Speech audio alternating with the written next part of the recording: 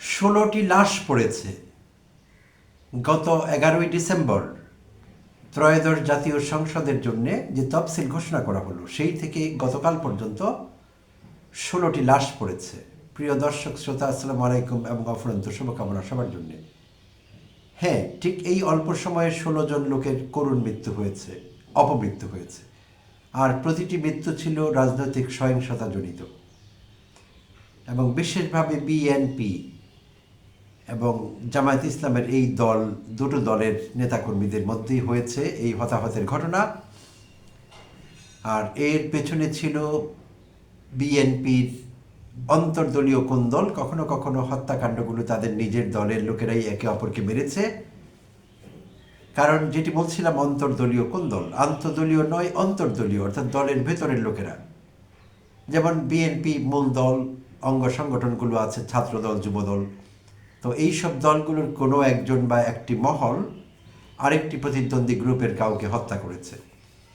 আবার বিএনপি এবং জামায়াত ইসলাম পারস্পরিক সংঘর্ষে কিছু লোক আহত নিহত হয়েছে। তো 16টি লাশ পড়েছে, যেটি বলছিলাম, এটি কোনো স্বাভাবিক ঘটনা নয়। প্রিয় দর্শক শ্রোতা, এটি আমাদের মনে করিয়ে দেয় পেছনের ইতিহাস। 1991, 2008 এবং 2014 এই তিনটি নির্বাচনে বেশ প্রাণহানি হয়েছে, সহিংসতা হয়েছে সারা দেশে। বিশেষভাবে 2014 নির্বাচনে 142টি লাশ পড়েছিল, 142 জন মানুষের অপমৃত্যু হয়েছিল এই রাজনৈতিক সহিংসতায়। তো এইটি খুবই অগ্রহণযোগ্য এবং মোটেই স্বস্তিদায়ক নয় যা হচ্ছে। সম্প্রতি নমিনেশন পেপার সাবমিট করা, সেটি যাচাই বাছাই এবং গ্রহণ করা হলো অবশেষে নানা রকম নাটকীয়তার মধ্য দিয়ে।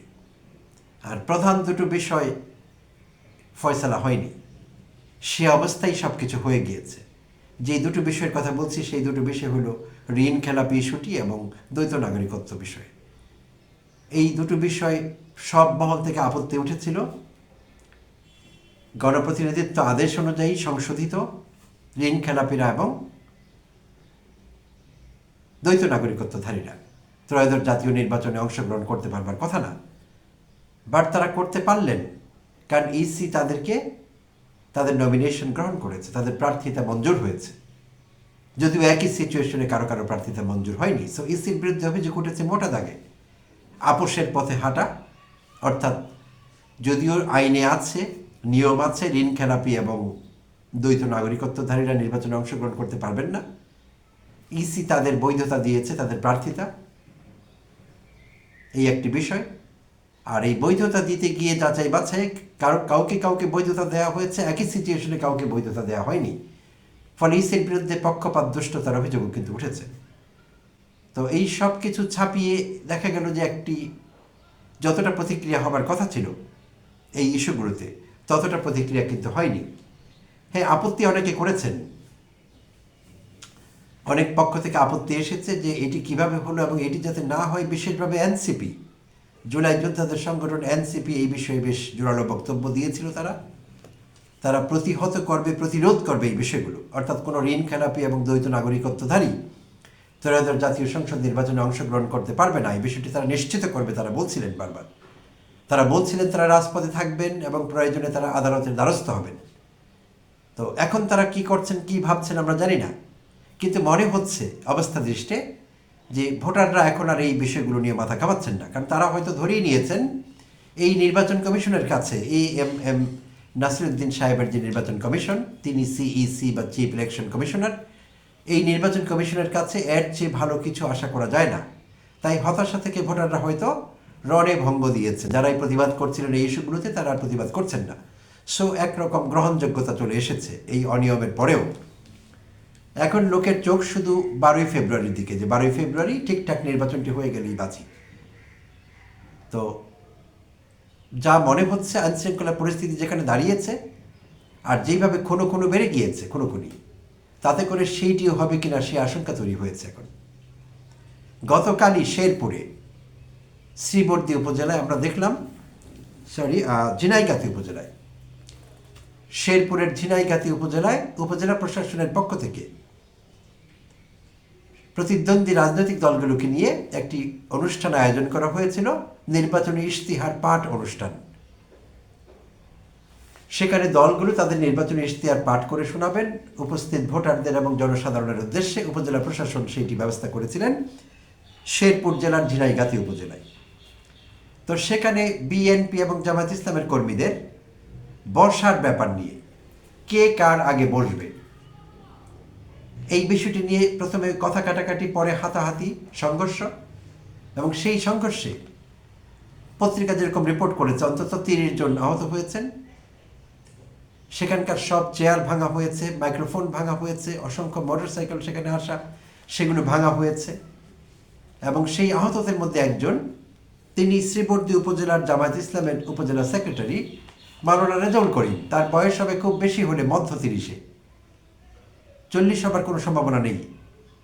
তো এরকম একজন তরুণ, যিনি জামায়াতের উপজেলা সেক্রেটারি শ্রীবর্দী উপজেলার শেরপুরের, তিনি খুব গুরুতর আহত হয়েছিলেন। তাকে প্রথমে উপজেলা স্বাস্থ্য কমপ্লেক্সে নেওয়া হয়েছিল।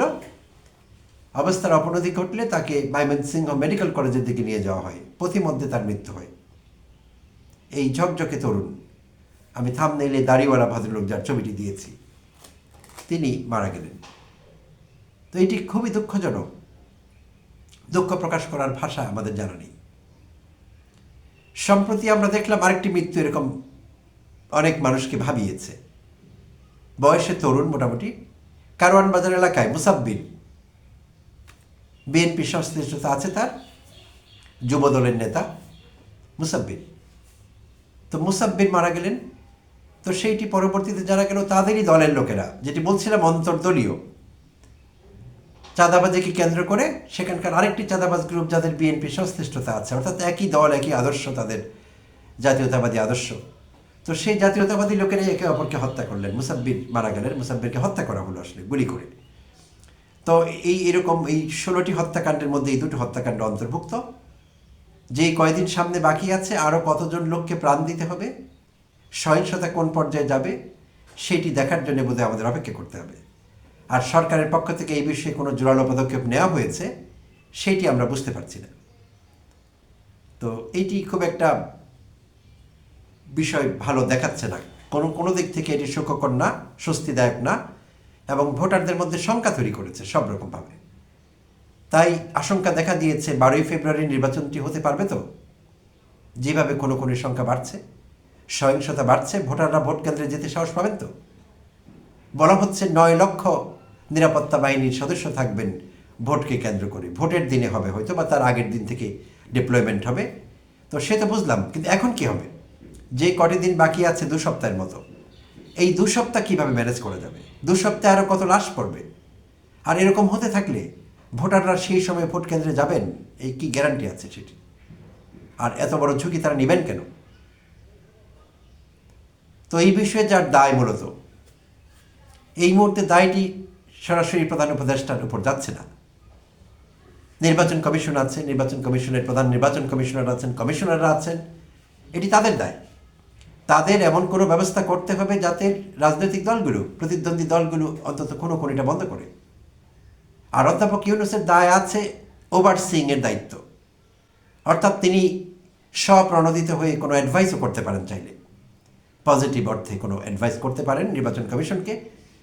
আর প্রধান নির্বাচন কমিশনারদের নিয়ে বসতে পারেন, প্রয়োজনে রাজনৈতিক দলগুলোকে নিয়ে বসতে পারেন তারা, এবং অনতিবিলম্বে কিছু কঠোরতা আরোপ করতে হবে। সেটি হলো এরকম প্রতিদ্বন্দ্বী, যেমন শেরপুরের ঘটনাটি, সেখানে জামায়াত ইসলামের কর্মী নিহত হলেন, সেখানকার প্রার্থীকে দায় দিতে হবে। ওই নির্বাচনী আসনের যিনি প্রার্থী, যার কর্মীদের কারণে, যার কর্মীদের আঘাতে জামায়াত নেতা মারা গেলেন, সেই প্রার্থীতা বাতিল করতে হবে।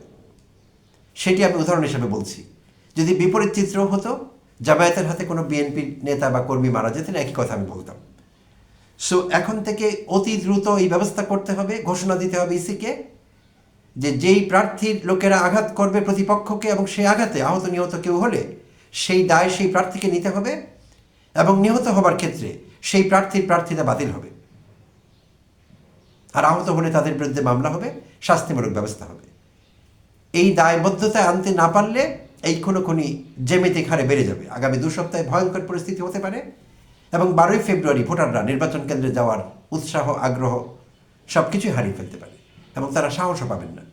আর সেটি ঘটলে ভোটার টার্ন আউট হবে মেজারেবল এবং সেইটি একটি গ্রহণযোগ্য নির্বাচনের সূচক হবে না, কোনোভাবেই না। তাই তাদের মাথায় যদি আইডিয়া না আসে, আইডিয়া দিয়ে দিচ্ছি, অনতিবিলম্বে রাজনৈতিক দলগুলোকে নিয়ে বসতে হবে, তাদের কাছ থেকে মোচলেখা নিতে হবে এবং সেখানে উল্লেখ থাকবে কোনো প্রার্থীর কর্মীরা, নেতারা, উৎসাহী ছাগলের 3 নাম্বারগুলো যদি ভয়ঙ্কর সহিংস ঘটনা ঘটিয়ে প্রতিপক্ষের কাউকে আহত নিহত করেন, তাহলে সেই প্রার্থীর বিরুদ্ধে ব্যবস্থা হবে। সেই প্রার্থীকে ইনশিওর করতে হবে, প্রতিটি আসনের প্রার্থীকে এটি নিশ্চিত করতে হবে, নেতাকর্মীদের সুস্পষ্ট নির্দেশনা তার পক্ষ থেকে যেতে হবে এবং সার্বিকভাবে দলগুলোর পক্ষ থেকে যেতে হবে যে দল কারো দায় নেবে না। কোনো কর্মী, কোনো ছাগলের 3 নাম্বার বাচ্চা অতি উৎসাহী যদি বেশি লাফালাফি করে তার সহিংস আচরণের কারণে প্রতিপক্ষের কেউ আহত নিহত হন, সেই দায় দল নেবে না, দল তাকে বাঁচাবার চেষ্টা করবে না, দল উল্টো তার বিরুদ্ধে আরেকটি মামলা করবে। এই ঘোষণা আসতে হবে দলগুলোর পক্ষ থেকে, এই ঘোষণা আসতে হবে নির্বাচন কমিশনের পক্ষ থেকে এবং এই বিষয়ে প্রধান উপদেষ্টা অধ্যাপক ডক্টর মোহাম্মদ ইউনূসের হস্তক্ষেপ কামনা করছি এবং অবশ্যই বিশেষভাবে দৃষ্টি আকর্ষণ করছি সিইসি AMM নাসিরউদ্দিন সাহেবের, এবং এটি ঘটতেই হবে। প্রিয় দর্শক শ্রোতা, এতক্ষণ সঙ্গে থাকবার জন্য ধন্যবাদ জানবেন এবং কৃতজ্ঞতা। আবারও কথা হবে অন্য কোনো এপিসোডে।